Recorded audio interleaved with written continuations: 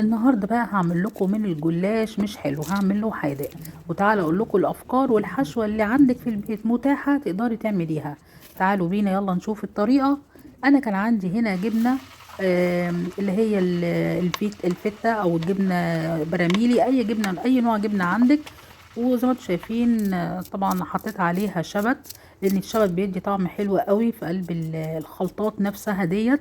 وبعد كده كمان حطيت فلفل الوان، حطيت بس اللون الاحمر، ورشه كده من حبه البركه، وشويه من الزيت الزيتون او الزيت العادي على حسب ما انت عايزه بتحبي الطعم نفسه ايه. طبعا هي زيت الزيتون هيكون حلو قوي. وهرسته كله مع بعض كده، ما حطيتش طماطم طبعا عشان ما تنزلش ميه. وبعد كده حطيت على جنب، وجبت بقى سمنة وعليها بيضاية وعليها حبة لبن صغيرين. وخلطت الخليط ببعض دوت ودوت اللي انا هدهن بيه الجلاش بتاعي. بس كده. وبعد كده هجيب بقى لفة الجلاش بتاعتي، وزي ما انتم شايفين انا لازم تلفيها فوطة علشان ما تنشفش. وهتاخدي رقين رقين.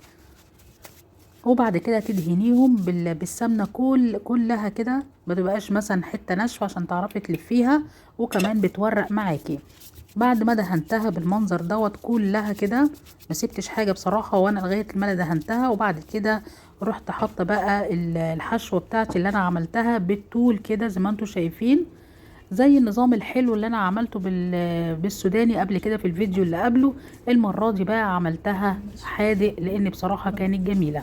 ولفتها برضو بنفس الطريقة اللي انا لفيت بيها قبل كده. وبتنجز معاكي وبترمي معاكي كتير. وبعد كده بتروحي بقى دهناها كلها بالخليط اللي احنا عملناه. وتروحي بقى لفاه، بصوا بس بالراحة علشان طبعا هو كان دخله هوا، فطبعا كانت بتتكسر معايا. لكن اهم حاجة لو في فوطة مندية شوية هتضطريها اكتر. وجبت برضو الصينية بتاعتي ورحت دهناها بالسمنة. وزي ما انتم شايفين عملتها زي السرة كده. ورحت رشة بتاع دوت رشة حبة البركة على الوش. وعملت واحدة تانية بنفس المنظر لغايه لما تخلصي بقى الخليط بتاعك. طبعا اي حشو انت عايزاه ممكن تعمليه، عندك فراخ، عندك هوت دوج، عندك سبانخ بالجبنه، لحمه مفرومه. الحشو ده بقى المتاح عندك، انا بقول لك الفكره وانت عليكي بقى الحشو. بس كده. دي كانت اول شكل من الاشكال اللي انا عملتها، ان انا اعملها والفها كده حوايه. بصوا بتدهنيها الاول، لازم في كل حاجه بتدهني عشان كل ده بيساعد على انها بتورق. بس كده. وتروحي برضو حطاها جنب اختها لغايه لما تخلصي وتملي الصينيه بتاعتك بالمنظر ده، وتدهني وشها ورشه حبه البركه، عايز ترشي سمسم براحتك. بس كده. وتخلصي بقى الصينيه بتاعتك على نفس المنظر ده. كان اول شكل. وتحطيه بقى ايه في البوتاجاز. وده الشكل التاني، بس طبعا انا حشيته بقى هوت دوج، وحطيت على الوش مستردة وحبه البركه. بص ده اول شكل ليها، بص عامل ازاي. وبين وقت للتاني كل 10 دقايق كنت بلف الصينيه لغايه لما طلعت بالجمال والمنظر ده. ومش عايزه اقول لكم، رهيبه رهيبه رهيبه. يعتبر ده من الفطاير اللي بتتسمى الفطير التركي.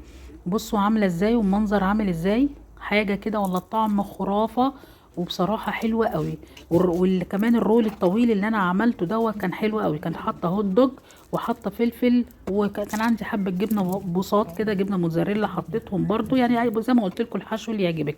بس اللي على الاصفر اللي على الوش ده دوت مستردة، عملتها كده زي ما انتم شايفين، تدي بس شكل وبتدي طعم حلو قوي. وحطيت رشه من حبة البركة. وبرضه حطيته في الفرن ال 175 درجة لغاية لما احمروا معايا. وما بياخدش وقت خالص، ما بيكملش ربع ساعة، لان عمالة الف الصواني بلفها كل 10 دقايق من كل النواحي. اهي الافكار انا قلتها لك، وانت عليك الحشو بقى. وهيعجبك جدا جدا، والطعم خرافة. ومش عايزة اقول لكم بترمي معاكي كتير جدا، وتقدري تعملي اشكال كتير من بس لفة الجلاش.